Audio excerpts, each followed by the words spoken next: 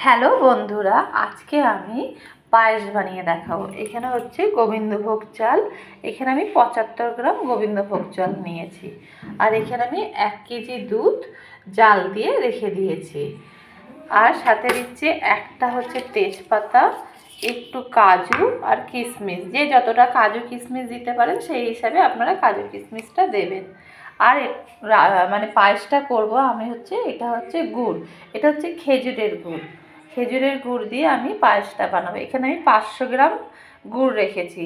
যদি আপনারা চান তো একটু কমও দিতে পারেন বা বেশিও চাইলে বেশিও দিতে পারেন। তো আমি 500 গ্রামই এই পায়েসের মধ্যে দেব।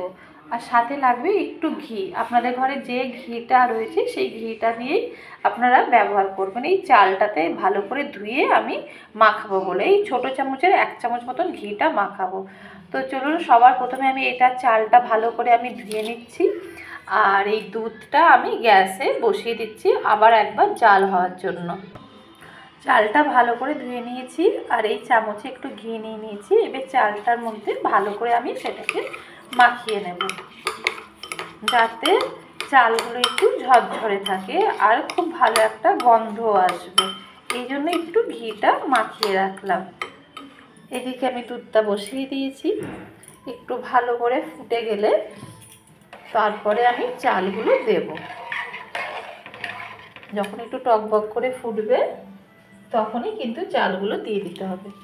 এই তেজপাতাটাকে আমি দুটো টুকরো করে নিয়েছি, এবার এর মধ্যে দিয়ে দিই।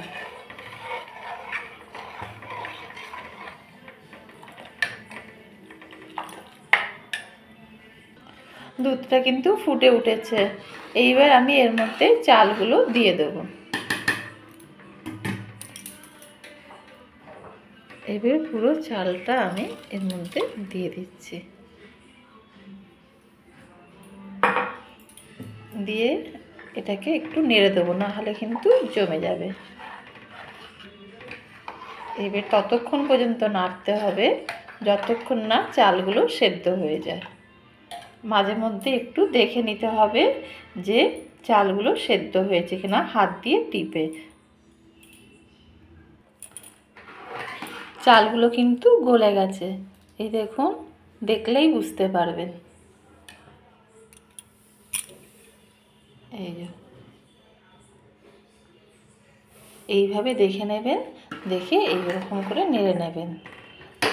এইবার যে গুড়টা রেখেছিলাম এরম করে আমি সব টুকরো টুকরো করে নিয়েছি। এবার এই গুড়টাই কিন্তু পুরো এখানে আমি দিয়ে দেব। দিয়ে এবার একটু নেড়ে নেব। আর দেখবেন আস্তে আস্তে কিন্তু সব গলে যাবে। 1 মিনিট মতন একটু নেড়ে এর মধ্যে এবার আমি দিয়ে দেব এই কাজু আর কিশমিশ দিয়ে 1 মিনিট মতন একটু নাড়তে হবে। তারপরে ঢাকা দিয়ে রেখে দেব। গুড়গুলো পুরো গলে যাবে আর একদম আমার পায়েসটাও রেডি হয়ে যাবে। সব দিয়ে দিয়েছি। এবার আমি এটাকে গ্যাসটা বন্ধ করে রেখে দেবো যাতে গুড়গুলো একটুখানি গলে যায়। বেশি আর ফোটাবো না।